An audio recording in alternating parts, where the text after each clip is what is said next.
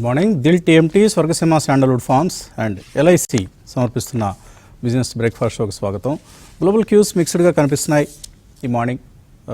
Gift Nifty positive opening సూచిస్తోంది. Last night US markets లాభాలతో close అయ్యాయి.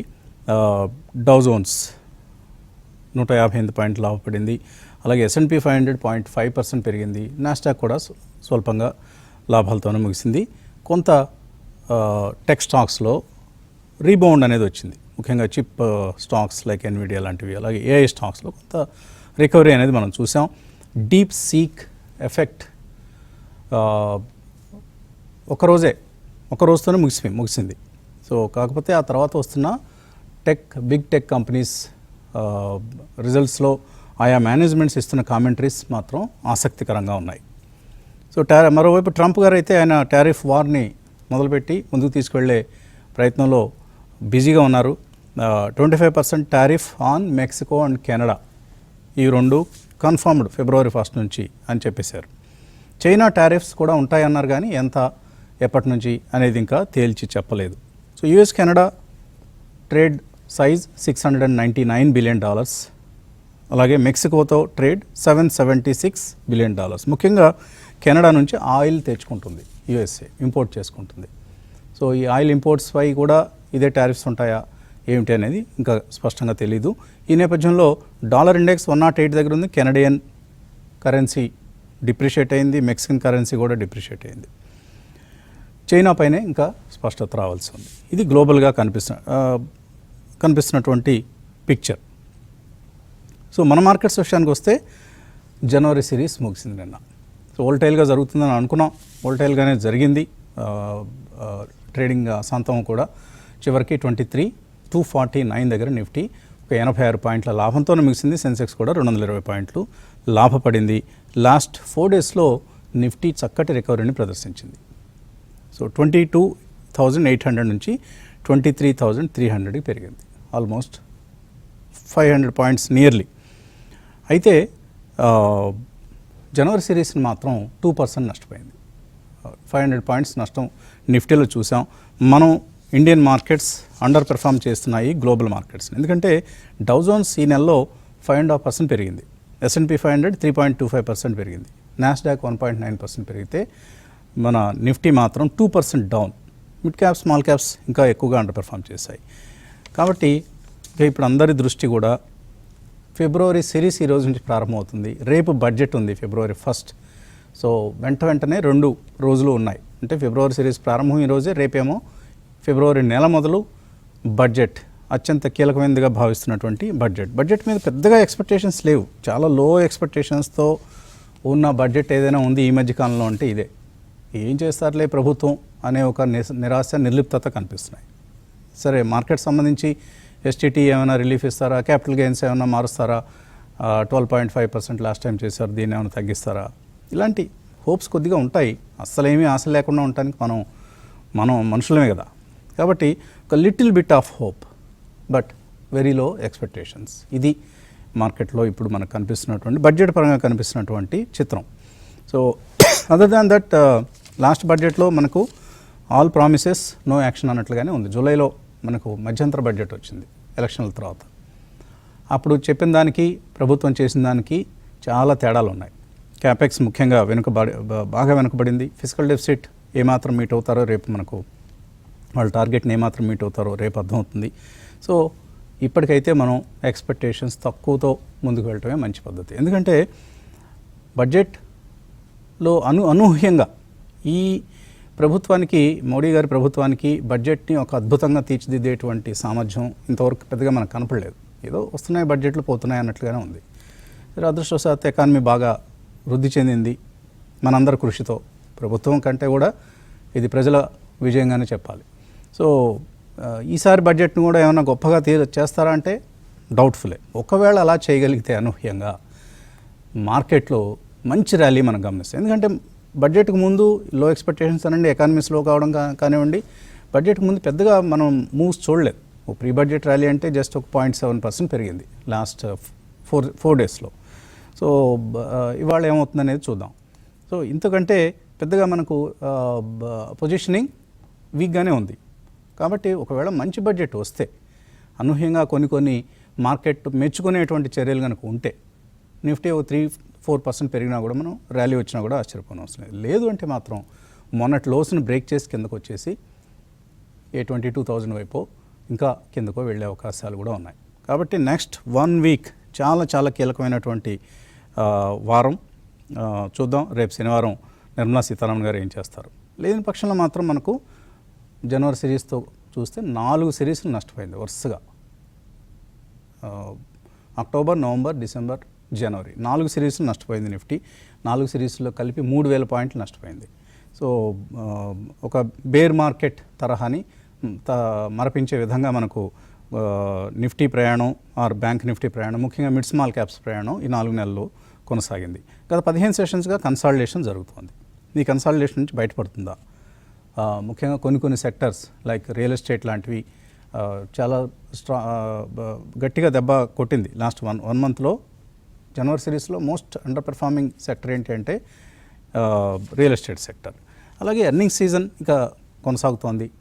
మంచి ఎర్నింగ్సే వస్తున్నాయి. ఇప్పటి వరకు వచ్చిన వాటిలో చాలా గట్టిగా నిరాశపరిచాయి అంటే ఎఫ్ఎంసీజీ కంపెనీలు కూడా ఎంతో కొంత పెర్ఫామ్ చేశాయి. అలాగే నేను వచ్చిన LNT result guidance and order book ముఖ్యంగా మార్జిన్ మిస్ కనిపించింది. కానీ highest ever order book, order inflows 1.16 lakh crores 50% పెరిగింది ఇయర్ ఆన్ ఇయర్ కనుక మనం చూస్తే Q3లో. హైయెస్ట్ ఎవర్ 1,00,000 కోట్లకు మించినటువంటి ఆర్డర్స్ ఎల్ఎన్టీకి వచ్చాయి, which is a big thing, celebrate చేసుకోవాల్సి ఇన్ఫ్యాక్ట్. కానీ మార్కెట్ మూడ్ బాగాలేదు. అలాగే బ్యాంక్ ఆఫ్ బరోడా రిజల్ట్ బాగుంది. ఇతర మిడ్ క్యాప్స్లో పీబీ ఫిన్టెక్ బాగానే వచ్చింది రిజల్ట్, మంచి రిజల్ట్ వచ్చింది. టాప్ లైన్ ముఖ్యంగా, అలాగే ప్రాఫిటబిలిటీ కూడా ఇంప్రూవ్మెంట్ అనేది మనం గమనించాం. Kalyan jewellers good Q3. అలాగే షిల్చార్ టెక్నాలజీస్ చెప్పనవసరం లేదు, మంచి నెంబర్సే వస్తాయని అనుకున్నాం, అలాగే రావడం కూడా చూసాం. 35 crores వర్సెస్ 26 crores ప్రాఫిట్. ఇలా చాలా నవీన్ ఫ్లోరైన్ మంచి నెంబర్స్ వచ్చాయి. కాకపోతే వాల్యుయేషన్స్ పరంగా కెమికల్ స్టాక్స్లో నవీన్ ఫ్లోరైన్ ఎక్కువ వాల్యుయేషన్స్ మనకు కనిపిస్తున్నాయి. Pricol okay, year on year study result. ఎలాంటి ఇప్పుడు అంటున్నట్లుగా అంత గొప్పగా ఏం లేకపోయినా కూడా ఆర్డర్ ఇన్ఫ్లోస్ అనేది చాలా ఉత్సాహభరితంగా సాగాయి. అలాగే ఇతర గుడ్ నెంబర్స్లో అవాస్ ఫైనాన్షియర్స్ బాగానే ఉంది. అలాగే మరొక సెట్ కనుక మనం చూస్తే వ్యారీ ఎనర్జీస్ మంచి రిజల్ట్ అనౌన్స్ చేసింది. Waaree Energies blockbuster quarter కింద చెప్పాలి. అలాగే BEL Bharat Electronics very strong numbers, solid numbers అని చెప్పొచ్చు. ఇక ఒక 3 లోకల్ కంపెనీస్ గురించి మాట్లాడుకోవాలండి.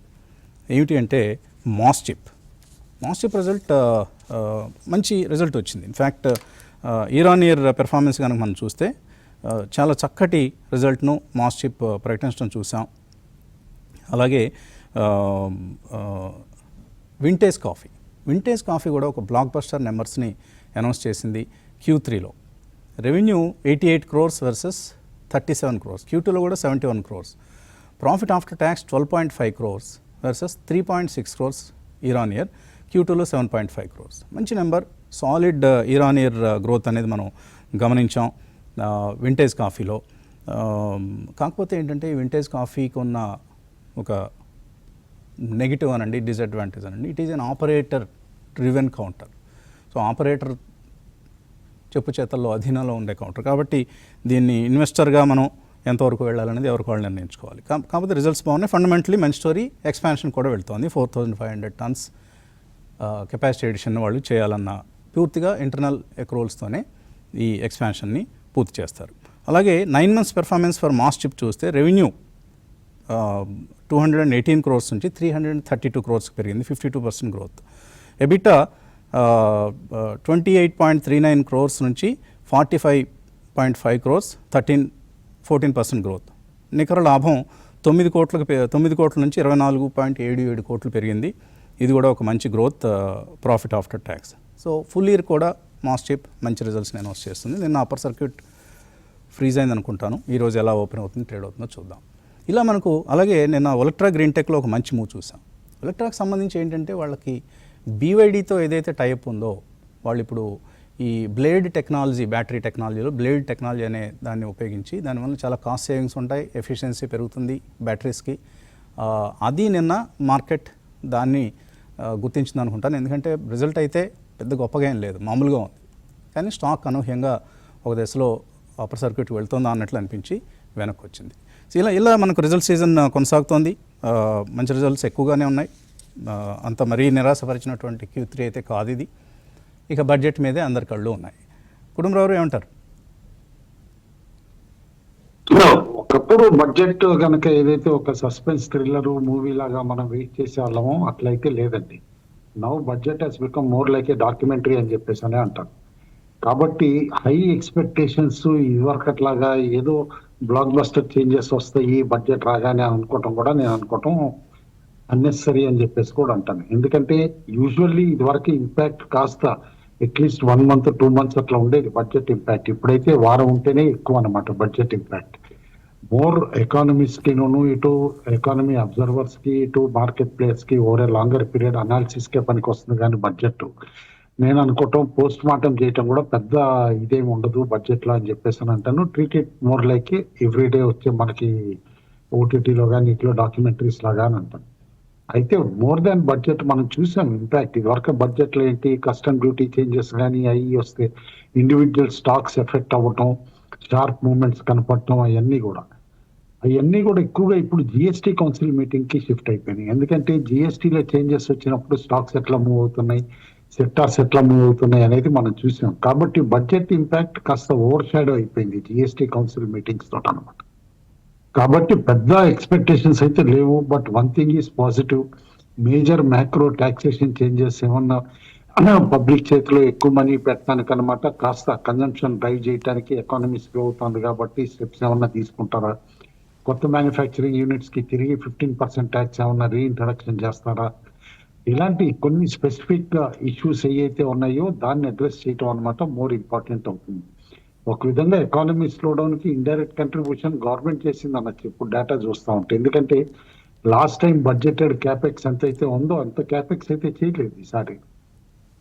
వెల్ బిలో బడ్జెట్ ఎస్టిమేట్స్ అనమాట. మేబీ లాస్ట్ 2 months లో ఖర్చు పెట్టినా కూడా నేను అనుకుంటాం టార్గెట్ అయితే రీచ్ అవ్వలేరు. కాబట్టి ఈసారి ఏదో ఇన్ఫ్రాక్ కానీ క్యాపిటల్ ఎక్స్పెండిచర్ కానీ అలొకేషన్స్ పెరిగినా కూడా కొంచెం స్కెప్టికల్ గానే చూస్తాం మనం. ఎందుకంటే అది పూర్తిగా ఒట్టి నెంబర్ గేమ్, నెంబర్స్ చూపిస్తారు కానీ 25-26 ఫుల్ ఇయర్ లో కంప్లీట్ చేస్తారా లేదా అనే అనుమానాలు ఉంటాయి. కాబట్టి ఎందుకంటే 24-25 పెర్ఫార్మెన్స్ చూసాం కాబట్టి ఆల్ ఇన్ ఆల్ నేను అనుకోవటం మాత్రం don't take in extreme seriousness budget.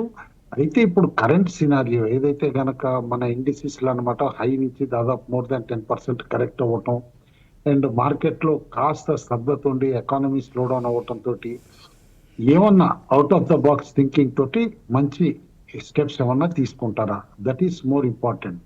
అట్లా ఏదన్నా out of the box thinking చేసి గవర్నమెంట్ ఇన్నోవేటివ్ గా ఏమన్నా ఇస్తే డెఫినెట్లీ నేను అనుకోవటం మాత్రం అప్పుడు ఒక డ్రీమ్ బడ్జెట్ కింద ట్రీట్ చేసే పాసిబిలిటీ ఉంటుంది. ఎందుకంటే ఇప్పుడు కేంద్ర ప్రభుత్వం కూడా ఆలోచిస్తుంది, జమిలీ అంటుంది 1 nation 1 election అని చెప్పేసి అని. ఇది వరకు ఎట్లయితే కనుక 1 nation 1 tax అని ఇట్లా అని చెప్పి హైప్ క్రియేట్ చేసి జిఎస్టీ తీసుకొచ్చారో, ఆ తర్వాత ఇప్పుడు ఈ 1 nation 1 election అని ఇట్లా అన్నప్పుడు ఓవరాల్ గా పబ్లిక్ ని క్యారీ చేయాలంటే కూడా budget should give a big fillip or trigger to the government also అనమాట అక్కడ. అందుకని చెప్పేసి చూద్దాం. Hopefully budget should be more or less positive. And week starting లోనే మనం చెప్పడం జరిగింది కూడా సోమవారం నాడు. దాదాపు 23 సంవత్సరాల్లో 4th సక్సెస్ మంత్ అనమాట మార్కెట్స్ పడటం అనేది. ఇదివరకు ఎప్పుడు జరగల, ఓన్లీ 3 నెలలు పడి ఆ తర్వాత రికవర్ అయిపోయి ఇప్పుడు ఈవెన్ జనవరి కూడా వీక్ క్లోజింగ్ కనిపిస్తుంది బై అండ్ లార్జ్ అనమాట, at least on numbers wise. Last 3 days కాస్త మార్కెట్ కోలుకున్నా కూడా అనమాట still we may end negative in January కాబట్టి అనమాట. But post budget I'm expecting market maybe 1.5-2% పెరిగే స్కోప్ కనిపిస్తుంది ఫిబ్రవరి సిరీస్ లో. కాబట్టి హోప్ఫుల్లీ ఇప్పుడు పెరిగింది కదా అని చెప్పేసి అని షార్ట్స్ అయితే అటెంప్ట్ చేయొద్దంటాను స్పెక్యులేటర్స్ ని ట్రేడర్స్ ని కానీ. But buy on decline strategy adopt చేయొచ్చు ఇక్కడి నుంచి అని చెప్పేసి విత్ 23,000 యాజ్ బేస్. 23,000 కంటే కిందకి వెళ్తేనే ఫ్రెష్ వీక్నెస్ సెట్ ఇన్ అవుతుంది. బట్ అదర్వైజ్ సెట్ ఇన్ కాదు అని చెప్పేసి కూడా క్లియర్లీ అర్థమైపోతుంది ఇప్పుడు మార్కెట్. ఆ బేసిస్ లోనే ఓవరాల్ గా ట్రేడ్స్ చేయమని చెప్పేసి కూడా అంటాను. ఈవెన్ మనం ఆప్షన్స్ లో కూడా చూస్తూ ఉంటే మండే నుంచి చెప్తానే ఉన్నాం, సడన్లీ 24,000 ఫిబ్రవరిలో బాగా కాల్ ఆప్షన్స్ బిల్డప్ అవుతున్నాయి అని చెప్పేసి. ఇప్పుడు కూడా 24,000 బాగా బిల్డప్ అవుతున్నాయి కాల్ ఆప్షన్స్. 23,500 దగ్గర కూడా హ్యూజ్ పైలప్ అయి ఉంది. కాబట్టి మేజర్ రెసిస్టెన్స్ ఇప్పుడు 23,500 దగ్గర ఉంటుందని చెప్పేసి కూడా అర్థం చేసుకోవాలి. అది క్రాస్ అయితేనే ప్రెసెంట్ బుల్లిష్ మొమెంటం అన్నమాట కంటిన్యూ అయ్యే పాసిబిలిటీ ఉంటుందని అర్థం చేసుకోవాలి. ఓవరాల్ గా ఎఫ్ఐఐ సెల్లింగ్ అంటామా యాజ్ యూజువల్ కంటిన్యూ అవుతానే ఉందన్నమాట. మేజర్ గా వాళ్ళ పర్చేజెస్ ఎప్పుడు వస్తాయి అనేది ప్రిడిక్షన్ కూడా కొంచెం డిఫికల్ట్ అయిపోతుంది. ఎందుకంటే రూపాయి ఎట్లయితే కనుక కంటిన్యూస్ వీక్నెస్ ఉందో 86.62 దగ్గర క్లోజ్ అయింది అన్న. ఎఫ్ఐఐస్ కూడా అనమాట నేను అనుకుంటాం అన్లెస్ కాస్త రూపాయిలో స్ట్రెంత్ అంటూ కనిపిస్తేనే బయింగ్కి వస్తారు, బట్ అదర్వైజ్ రారు. నిన్న కూడా దాదాపు 4,500 కోట్లు అమ్మటం చూసాం. డొమెస్టిక్ ఇన్స్టిట్యూషన్స్ పెద్దగా పర్చేజెస్ అయితే చేయలే, నిన్న అరౌండ్ 2,000 crores చేసినాయి అన్నమాట. కానీ నెట్ షార్ట్స్ మాత్రం తగ్గిస్తానే ఉన్నారు. ఇది మనం ట్యూస్డే నుంచి పాయింట్అవుట్ చేస్తానే ఉన్నాం, వాళ్ళ నెట్ షార్ట్స్ తగ్గించుకుంటున్నారు ఎఫ్ఐఐస్ అని. ఇప్పుడు బిలో 2 lakhs కూడా వచ్చేసినాయి. నిన్న ఒక్కరోజే దాదాపు 50,000 కోట్లు అనమాట నెట్ షార్ట్స్ తగ్గించుకుని 1.73 lakh crores కి రావటం చూసాం. యూజువల్లీ వన్స్ బిలో 1 lakh కి అట్లా వస్తే ఎఫ్ఐఐ నెట్ షార్ట్స్ మళ్ళీ ఒక బయింగ్ ఆపర్చునిటీ ఎమర్జ్ అవుతుందని చెప్పేసి కూడా అర్థం చేసుకోవాలన్నమాట. ఆల్ ఇన్ ఆల్ మార్కెట్స్ అయితే కనుక ఒక స్టెబిలిటీ వస్తుందా అన్న ఫీలింగ్ అయితే ఇస్తున్నాయి, బట్ దాంతో క్యారీ అవే అవ్వద్దని అయితే అంటాను. బట్ బాటమ్ ఫిషింగ్ ఒక ఆపర్చునిటీ అంటానికి ఇండికేషన్ లాంగ్ టర్మ్ యావరేజెస్ చూస్తే యూజువల్లీ పిఈ సెన్సెక్స్ ది కానీ నిఫ్టీది కానీ చూసాం అనుకోండి, 5 year యావరేజ్ 10 year యావరేజ్ కి కింద ట్రేడ్ అవుతున్నాయి ఇప్పుడు బోత్ అనమాట. సెన్సెక్స్ అండ్ నిఫ్టీ కూడా అనమాట అరౌండ్ 22 పిఈ లెవెల్స్ లో ట్రేడ్ అవుతున్నాయి. అదే 5 year యావరేజెస్ చూస్తే అరౌండ్ 24.5 to 25.5 ఉన్నాయి. 10 year యావరేజెస్ కూడా 26.5 to 27.5 వరకు ఉన్నాయి సెన్సెక్స్ ఇటు నిఫ్టీ అనమాట. ఇప్పుడు బిలో దట్ అనమాట 22 దగ్గర ట్రేడ్ అవుతుంది కాబట్టి Nifty PE I think slowly bottom fishing first large cap stocks Nifty stocks లో స్టార్ట్ చేయొచ్చు అని చెప్పేసి కూడా అంటాను. All in all stay invested as of now slowly if market sustains for next 2 weeks కూడా it's a buy on dips opportunity నే అని చెప్పేసి అంటాను. ఓకే, అలాగే ఈరోజు నుంచి ఐ థింక్ 4 కొత్త స్టాక్స్ F&Oలో యాడ్ చేస్తున్నారు. NBCC, Phoenix Mills, solar industries and Torrent Power. 225 stocks అయ్యాయి ఇప్పుడు. F&O జాబితా అలాగా పెరుగుతూనే వెళ్తోంది. ఇక మార్క్ జుకర్బర్గ్ మనందరికీ తెలుసు, ఆయన మెటా ప్రమోటర్.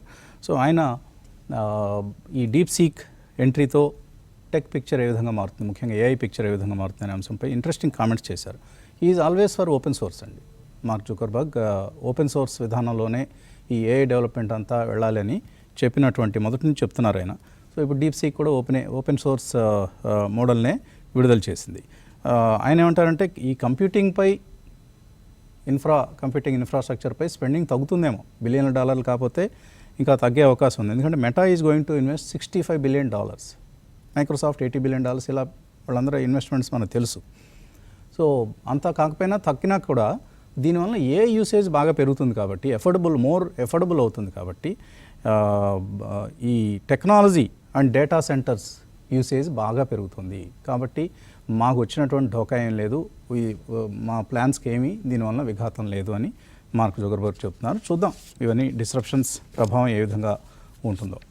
మరోవైపు ఒక ఇంటర్న్ ఎన్విడియా నుంచి ఆయన విడిచిపెట్టి ఈ డీప్ సీక్కి ఎంప్లాయీగా వెళ్ళారట. ఎన్విడియాలో ఆయన ఫుల్ టైం జాబ్ ఆఫర్ ఇస్తే కూడా ఇంటర్న్షిప్ తర్వాత లేదు నేను డీప్ సీక్కి వెళ్ళిపోతా అని, ఆయన కూడా చైనా వ్యక్తి, అతను కూడా I think his name is Ji Pan అని ఆయన. సో ఎవరైతే ఈయన మెంటర్గా ఆ కంపెనీలో ఎన్విడియాలో ఉన్నారో జిడింగ్ యూ, ప్రిన్సిపల్ రీసెర్చ్ సైంటిస్ట్, ఆయన ఈ ఇంటర్ని ఇప్పుడు ప్రైజ్ చేస్తున్నారు. డీప్ సీక్ నువ్వు వెళ్ళటం వలన ఆ కంపెనీకి నువ్వు చక్కగా కంట్రిబ్యూట్ చేయగలిగావు, అక్కడ మంచి పొజిషన్ కూడా రీచ్ కాగలిగావు. So you made a right choice అని. ఇప్పుడు కూడా అంతే అండి, బిగ్ బ్రాండ్స్ పట్ల మనకు క్రేజ్ ఉంటుంది కెరీర్లో. బట్ అంతకంటే కూడా స్టార్టప్స్, అప్స్టార్ట్స్ వైపు కనుక దృష్టి సారిస్తే కెరీర్లో మంచి గ్రోత్ ఉంటుంది. ఈ విషయం యూత్కి బాగా తెలుసు. కొంతమంది రిస్క్ తీసుకోవడానికి ఇష్టపడరు, but taking a right risk is always rewarding అనటానికి ఇటువంటి ఉదాహరణలు మనకు నిదర్శనంగా నిలుస్తాయి. బ్రేక్ తీస్తున్నాం. బ్రేక్ తర్వాత రామకృష్ణ గారితో మాట్లాడదాం.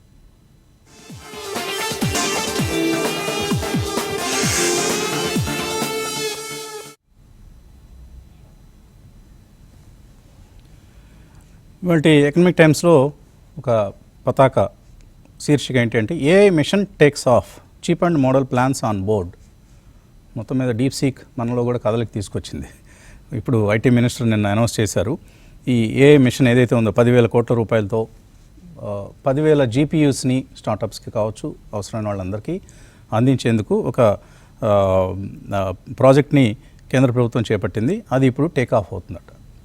10,000 జీపీయూస్కి మొత్తం 10 ప్లేయర్స్ నుంచి 18,693 జీపీయూస్ ఆఫర్ వచ్చింది. కాబట్టి వీటన్నిటిని ఉపయోగించుకొని మేబీ ప్రభుత్వం చెప్పేది ఏంటంటే cheapest compute at 1/3 of global average. గ్లోబల్గా ఖర్చు అయ్యేదానిలో 1/3కి మనం చేయగలుగుతాం ఈ ఏఐ ఆఫరింగ్స్ని అనేది ఏదో చెప్తున్నారు. ఇవన్నీ అయినప్పుడు అయినట్లు. కాకపోతే ఇవన్నీ కొన్ని కంపెనీస్కి మంచి పరిణామాలు, లైక్ నెట్వర్క్ టెక్నాలజీస్, ఈటీఈ నెట్వర్క్స్, ఇలాంటి వాళ్ళందరికీ మంచి పరిణామం. మేబీ రాబోయే రోజుల్లో ఈ కంపెనీ లైమ్లైట్లో ఉండే అవకాశం ఉంది. చూద్దాం. రామకృష్ణ గారు, ఎలా ట్రేడ్ చేయాలి ఇవాళ first trading day of Feb series and just before the budget day? Good morning అండి. నిన్న మనం సెటిల్మెంట్ క్లోజ్ చూసాము, మంత్లీ సెటిల్మెంట్. అలాగే బడ్జెట్ ర్యాలీ కూడా షార్టన్ అయిపోయింది. అంటే గతంలో మనం చూస్తే బడ్జెట్స్ ఒక 10 సెషన్స్ అయినా కనీసం ర్యాలీ చేస్తూ ఉండేవి. ఇప్పుడు ఆ ర్యాలీస్ చాలా షార్ట్ లెవెల్ లాగా 3 days 4 days పరిమితం అవడం చూస్తున్నాము. మేబీ ఈ సంవత్సరం కొంత ఈవెంట్స్ ఎక్కువ ఉండటం జనవరిలో, లైక్ ట్రంప్ ప్రమాణ స్వీకారం ఇట్లాంటివన్నీ, ఆ కారణాల చేత కూడా ఈ బడ్జెట్ ర్యాలీ చిన్నదైపోయింది. ఏదేమైనప్పటికీ లాస్ట్ 3 days నుంచి కొంచెం మార్కెట్లో ఇంప్రూవ్మెంట్ కనిపించిందండి. చిన్నగా పాజిటివ్గా క్లోజ్ అవటం, higher highs higher lows form అవటం, ఇవన్నీ కూడా కొంత ఊరటనిచ్చాయి. అలాగే రిజల్ట్స్ సీజన్ కూడా కొంచెం ఈ మధ్య రీసెంట్గా వచ్చిన నెంబర్స్ కొంచెం ఇంప్రూవ్మెంట్స్ కనిపిస్తున్నాయి. టోటల్గా ఇంకా నెక్స్ట్ ఫ్యూ డేస్లో ఇంకా బెటర్ రిజల్ట్స్ ఇంకా బెటర్గా ఉండొచ్చేమో అని అనిపిస్తూ ఉంది. సో ఇంకంతా బడ్జెట్ మీదకి అందరూ ఈగర్గా వెయిట్ చేస్తున్నారు ఎట్లా ఉంటుంది అనేది. దానికి ముందు ఈరోజు ఎకనామిక్ సర్వే రిపోర్ట్ కూడా రాబోతుంది. సో ఆ రిపోర్ట్లో ఏం రాసింది, తర్వాత ప్రొజెక్షన్స్ అవన్నీ మనకు తెలుస్తాయి. టెక్నికల్గా ఎలా ఉంది పిక్చర్? సో టెక్నికల్గా చూసినప్పుడు ఓవరాల్గా కొంత 20 days ఈఎంఐని నిన్న ట్రై చేసింది నిఫ్టీ. బ్యాంక్ నిఫ్టీ అయితే 20 days ఈఎంఐ పైన క్లోజ్ అవటం చూసాము.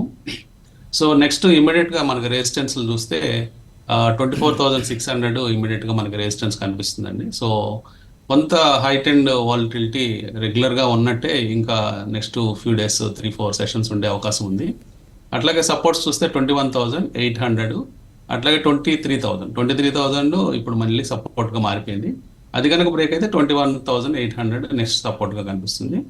ఓవరాల్ ట్రెండ్ చిన్నగా నెగిటివ్ నుంచి పాజిటివ్గా మారుతుందా అనిపిస్తుంది. ఎందుకంటే ఈ రోజు కనుక 20 days మూవింగ్ యావరేజ్ దాటి పైన క్లోజ్ అయినట్లయితే, అంటే ఇంకొక 50 points డిస్టెన్స్లో ఉంది, కొంచెము బెటర్గా మార్కెట్స్ మారే అవకాశాలు క్లియర్గా ఉన్నాయండి. సో ఓపెన్ ఇంట్రెస్ట్ల పరంగా మళ్ళీ 24,000 దగ్గర హైయెస్ట్ ఓపెన్ ఇంట్రెస్ట్, అట్లాగే రైటింగ్ కూడా హైయెస్ట్ 24,000 దగ్గర కాల్ సైడ్ నిఫ్టీలో ఉంది. సో అది కొంత అంటే మార్కెట్లో కొంచెం అప్ సైడ్ ఎక్కువగా వెళ్ళే ఛాన్స్ ఉందేమో. అంటే రైటర్స్ దగ్గరగా లేరు, అంటే దూరంగా వెళ్ళిపోయారు. సో రైటర్స్కి కొంత ఫియర్ ఉంది, కాల్ రైటర్స్కి. At the same time put writers 23,200 దగ్గర ఉన్నారు. అంటే వాళ్ళకి కొంచెం ధైర్యం ఉంది, మార్కెట్ పడదేమో, ఇంకా సపోర్ట్ తీసుకొని పైకి వెళ్తుందేమో ధైర్యం కనిపిస్తుంది. సో ఓవరాల్గా కొంచెం పాజిటివ్ ట్రిగర్స్ మార్కెట్లో కనిపిస్తూ ఉన్నాయి. ఈ రోజు ఇంట్రాడేకి మనం నెంబర్స్ ఇవ్వడం జరిగింది. 23,362 ఇంట్రాడే రెసిస్టెన్స్గా చెప్పడం జరిగింది. అట్లాగే సపోర్ట్ 23,128. ఈ 2 నెంబర్స్ దగ్గర ఎక్కడికి వచ్చినా కానీ బై అటెంప్ట్ చేయొచ్చండి. సో ఆ నెంబర్ దగ్గర కన్సాలిడేషన్ ఉండడం కానీ, అంటే ఆ సపోర్ట్ దగ్గరకు వచ్చినప్పుడు ఆ సపోర్ట్ నెంబర్ లూజ్ కాకుండా ఉండటం కానీ, లేదా 23,362 దాటి ఒక 10-15 minutes సర్వైవ్ అవడం, ఈ నెంబర్స్ దాటుతూ ఉంటే లాంగ్ అటెంప్ట్ చేయొచ్చు. ఓకే, ఇక కాలర్స్ మెయిలర్స్ వెయిట్ చేస్తున్నారు. కాలర్ని తీస్తున్నాం. హలో సార్, నమస్కారం సార్. హలో సార్ నమస్తే అండి, నా పేరు యామిని. నమస్తే అండి, అడగండి యామిని. సార్ నా దగ్గర తారాపూర్ ట్రాన్స్ఫార్మర్స్ ఒక 10,000 క్వాంటిటీ ఉన్నాయి సార్, ₹5 యావరేజ్ ప్రైస్ దగ్గర. ఎగ్జిట్ అవ్వచ్చా, ఎప్పటి వరకు వెయిట్ చేయొచ్చు అనే దానికోసం సార్.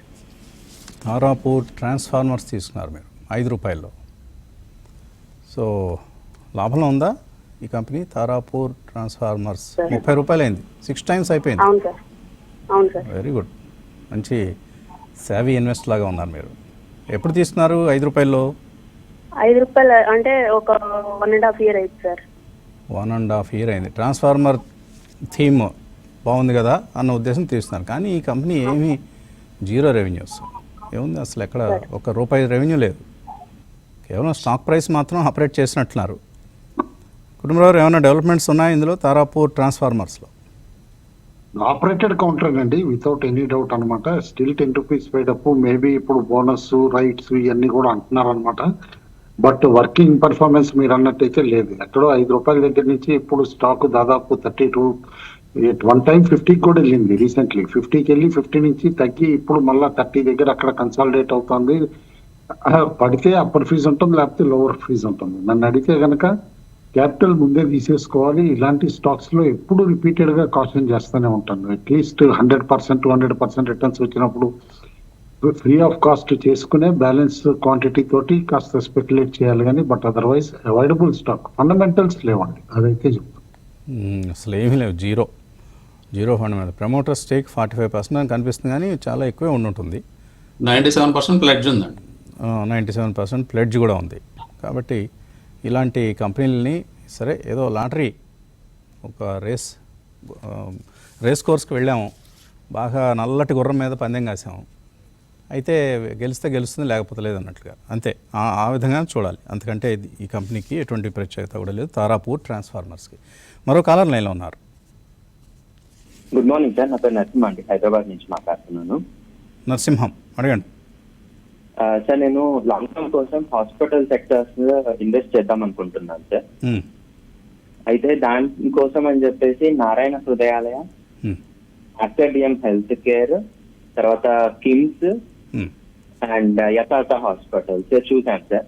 ఇందులో ఇది కాకుండా ఏదైనా మంచి స్టాక్ చెప్తారా సార్?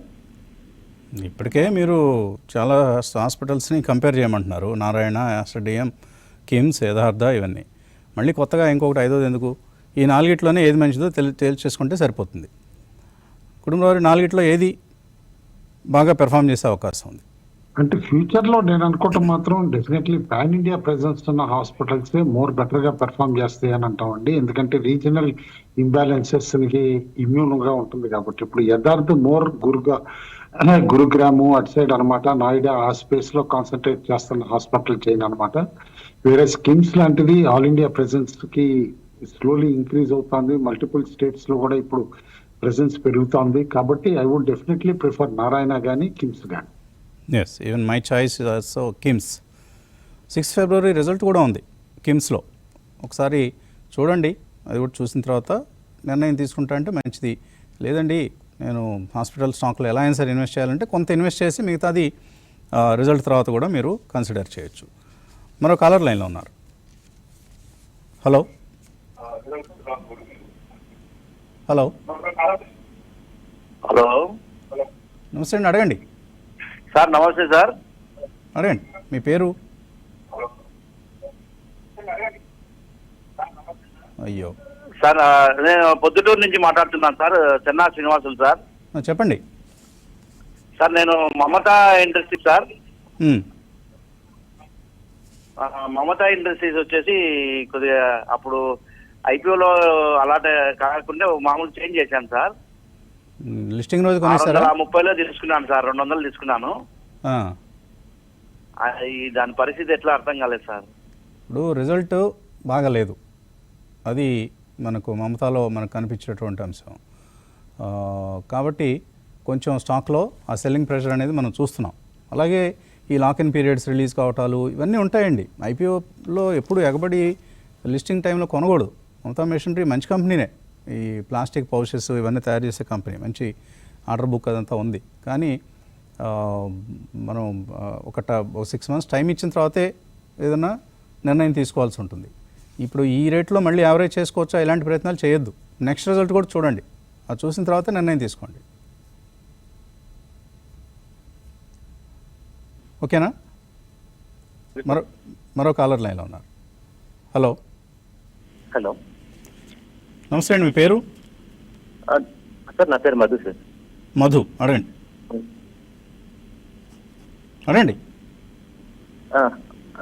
హలో నమస్తే సార్. సార్ నేను ఆర్వీఎన్ఎల్ అండ్ పేటిఎం ని 1 year నుంచి హోల్డ్ చేస్తున్నాను సార్. సో అవి అలానే హోల్డ్ చేయమంటారా, లేకపోతే నెక్స్ట్ వాటిని సేల్ చేసి వేరే ఏదైనా ప్రాఫిట్స్ లో ఉన్నారా? ఎలా ఉంది పరిస్థితి? సార్ ప్రెసెంట్ అయితే ప్రాఫిట్ లోనే ఉన్నాను సార్. వాటిని హోల్డ్ చేయమంటారా? అంటే ఇప్పుడు ప్రెసెంట్ బడ్జెట్ లో ఏమైనా వాటికి ఎక్కువ హోల్డ్, అంటే రైల్వే స్టాక్స్ కి ఏమైనా ఎక్కువ బడ్జెట్ కేటాయించే అవకాశం? బడ్జెట్లో కేటాయించకపోయినా ఆర్వీఎన్ఎల్కి అయితే హ్యూజ్ ఆర్డర్ బుక్ వచ్చింది. బిఎస్ఎన్ఎల్ ప్రాజెక్ట్కి ఇంప్లిమెంట్ చేసేటువంటి కన్సార్షియం ఆర్వీఎన్ఎల్ లీడ్ చేస్తుంది. ఒక మంచి విజిబిలిటీ అయితే ఉంది ఆర్వీఎన్ఎల్లో. కుటుంబంలో పేటీఎం పరిస్థితి ఏంటి? పేటీఎం రీసెంట్లీ F&Oలో ఎంటర్ అయ్యేటప్పుడు స్టాక్ 1000+ వెళ్ళటం కూడా చూసామండి. అప్పుడు కాస్త ప్రాఫిట్ బుక్ చేసుకోవాల్సిందైనా, ఎందుకంటే ఏ రేట్లో కొన్నారో మనకు చెప్పలేదు, 1 year అయిందన్నారు అంతే. కానీ బట్ డెఫినెట్లీ ఇప్పుడు మళ్ళా కాస్త హోల్డింగ్ టైంకి అయితే వస్తుంది. Current levels it is looking attractive also. 771, 775 దగ్గర రిజల్ట్ వచ్చేసింది. అర్నింగ్స్ కమెంటరీ కూడా చూస్తే లుక్స్ మైల్డ్లీ పాజిటివ్ అనమాట. మీడియం టర్మ్ లో హోల్డ్ అని చెప్పేసి అంటాను. 3000 అటెంప్ట్ చేసే పాసిబిలిటీ ఉంది. ఓకే. ఇందాక మమతా మిషనరీ పైన ఒకటి చెప్తాం అనుకున్న వసంత్ గారు, లిస్ట్ అయిన కొత్త కౌంటర్ అది. బట్ ఇమీడియట్ గా వాళ్ళు ఇచ్చిన ఫస్ట్ సెప్టెంబర్ రిజల్ట్స్ మళ్ళీ రెక్టిఫికేషన్ అని, కరెక్షన్ అని అట్లా కూడా చేయటం జరిగింది. యూజువల్లీ రిజల్ట్ ఒకసారి ఇచ్చి దాన్ని ఎర్రర్ కరెక్షన్స్ అని చెప్పిన కంపెనీల్ని అన్లిస్టులు ఫ్యాన్సీ చేయరు. And more over a newly listed company అట్లా చేసిందంటే జాగ్రత్తగా ఉండాలని చెప్పేసి కూడా కాషన్ చేస్తాను. స్టాక్ ఆల్రెడీ 52-week లోకి కూడా వచ్చింది. కరెక్ట్. అండ్ ఈ ఐపీఓలు అన్నింటిలో కూడా 80,000 కోట్ల రూపాయల వర్త్ షేర్స్ 32 కంపెనీల నుంచి లాక్-ఇన్ త్వరలో అయిపోతుందట. వాటిలో ఇది కూడా ఉంటుంది. Brain bees, Ola electric, premier energies, Akums drugs, Juniper hotel. కొంత సెల్లింగ్ ప్రెషర్ వస్తుందంటే ఇది ఏదో దీనివల్ల మిన్నువిరిగి మీద పడుతుందని కాదు, కానీ సెల్లింగ్ ప్రెషర్ వస్తుంది, లిక్విడిటీ ఇంకా ఎన్హాన్స్ అవుతుంది. ఇవన్నీ గమనిస్తూ మనం జాగ్రత్తగా ఉండాలి న్యూ లిస్టింగ్స్ పట్ల. బాబు ఏంటి బ్రేకా? ఓకే, ఒక బ్రేక్.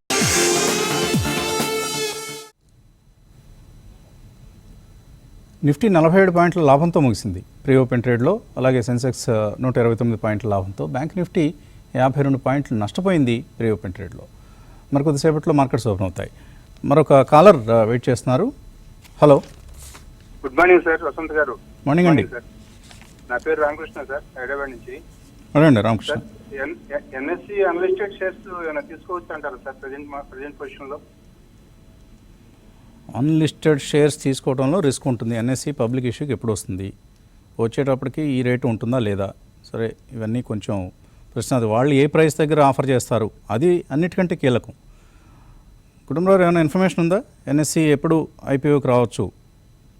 నెక్స్ట్ 6 months లో వచ్చేస్తుందని అంటున్నారండి. ఎందుకంటే బడ్జెట్ లో కూడా మేబీ సెక్యూరిటీస్ మార్కెట్ కనమాట ఇట్లా ఏదైతే రెగ్యులేటెడ్ ఎంటిటీస్ కానీ ఏవైతే ఉన్నాయో అవి ఐపీఓకి వెళ్ళటానికి, ఎందుకంటే ఒక ఎన్ఎస్సీ అనే కాదు ఎన్ఎస్డిఎల్ ఇలాంటివి కూడా అనమాట ఐపీఓకి వెళ్ళే పాసిబిలిటీకి ఫెసిలిటేట్ చేస్తారని అంటున్నారు. But looks like 6 to 9 months లో అయితే definitely NSC IPO is on cards. అవును, మీరు కొన్న ప్రైస్కి పైన ఉంటుందా ఆఫర్ ప్రైస్, లేదు కింద ఉంటుందా, అది ముఖ్యం కదా, అది కీలకం. రీసెంట్లీ బోనస్ కూడా డిక్లేర్ అయిపోయిందండి. కమ్ బోనస్ చాలా మంది బయింగ్ కూడా చేశారు. కమ్ బోనస్, ఎక్స్ బోనస్ అయిపోయింది ఇప్పుడు. అదే. సో చూడండి, కొంత రిస్క్తో కూడుకున్నటువంటి వ్యవహారం. నేను రిస్క్ తీసుకోగలనండి అనుకుంటే మంచిదే. There are only 2 exchanges, NSE and BSE. ఇంత పెద్ద దేశంలో రెండు ఎక్స్చేంజ్లు మాత్రమే మనకు పనిచేస్తున్నటువంటి సందర్భం ఉంది. కాబట్టి వాల్యుయేషన్స్ బాగానే ఉండొచ్చు. మరొక కాలర్ లైన్లో ఉన్నారు. హలో. హలో, నమస్తే అండి, అడగండి. నవీన్ కుమార్ ఫ్రమ్ అనంతపూర్ అండి. నా దగ్గర హిటాచి ఎనర్జీ 30% ప్రాఫిట్ లో ఉన్నాను, 10 shares. ABB cements 10% loss. అది hold, I willing to hold for long term. Can I hold it? Excellent result announce చేశారండి నిన్న హిటాచి ఎనర్జీ. అందుకనే అప్పర్ సర్క్యూట్ 20% సర్క్యూట్ టచ్ కావడం చూసాం. మేనేజ్మెంట్ కూడా చాలా కామెంటరీ చాలా ఉత్సాహభరితంగా ఇచ్చారు. I think you should hold Hitachi అండి. ఏబీబీ సిమెన్స్ పరిస్థితి ఏంటి కుటుంబరావు గారు?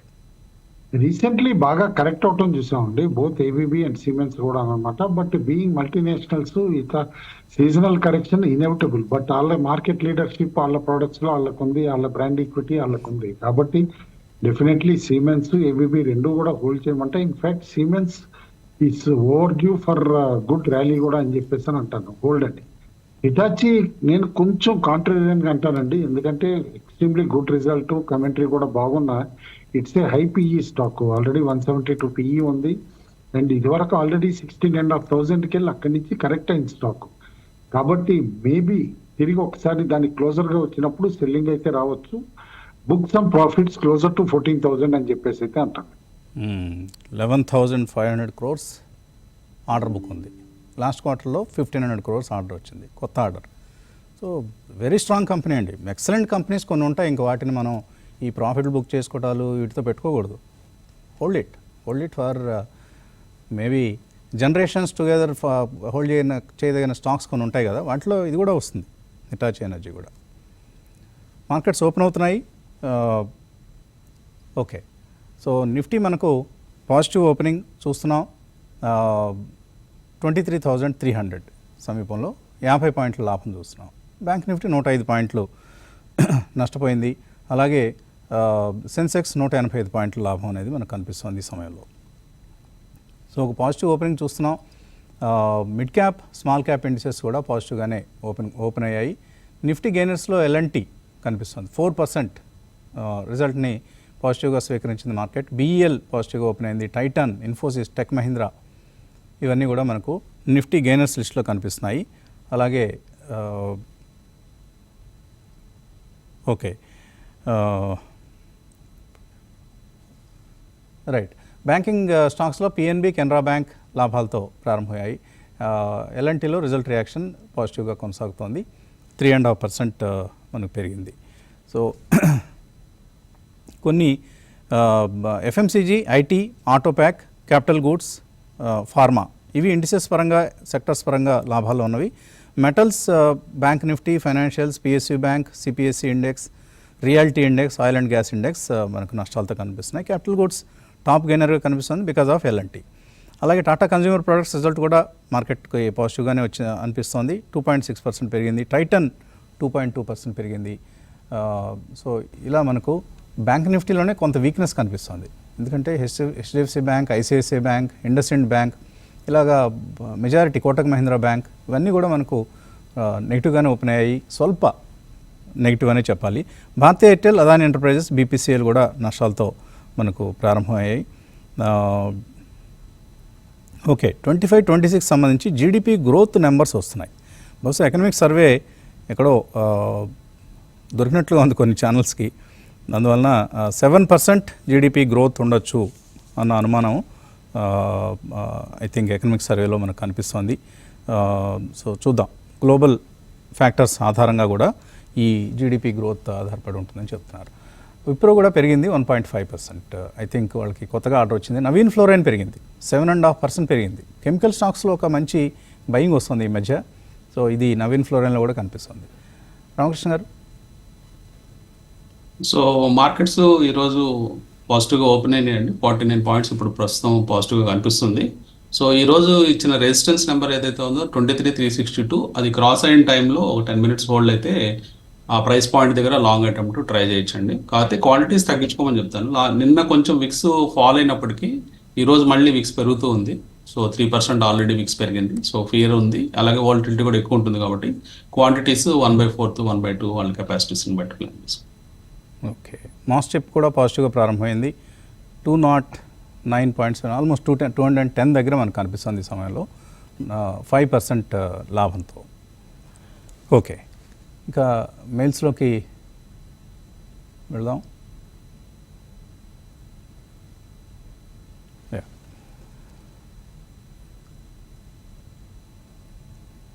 ఓకే, కొద్దిగా నెట్ స్లోగా ఉంది, క్షమించాలి. కళ్యాణ్ జ్యువెలర్స్ గురించి అడుగుతున్నారు రాహుల్ బాబు. కళ్యాణ్ జ్యువెలర్స్ 435లో కొన్నారు, ఒక 1 year టార్గెట్ ఎంత టార్గెట్తో హోల్డ్ చేయొచ్చా, ఎగ్జిట్ కావచ్చా?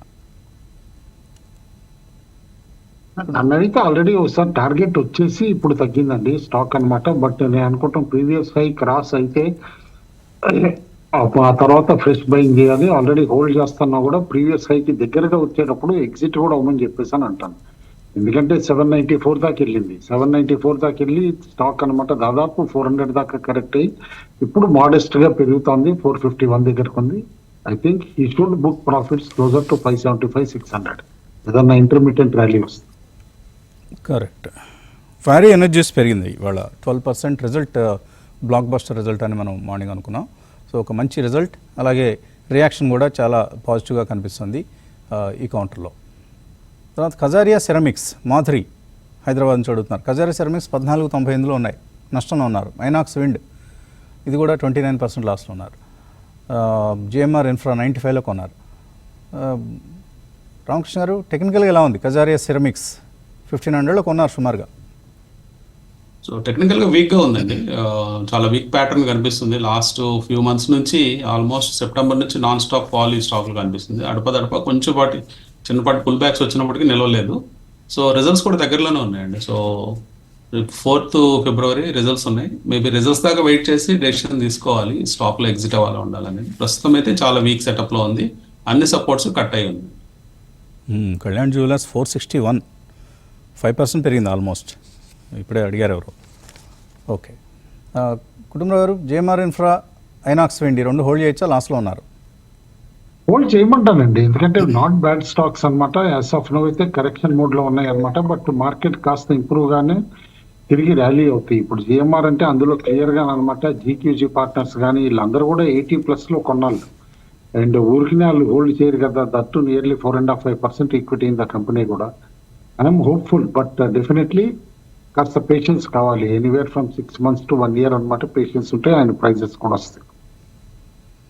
ఓకే, పేషెన్స్ అవసరమైనటువంటి కౌంటర్స్ ఇవి.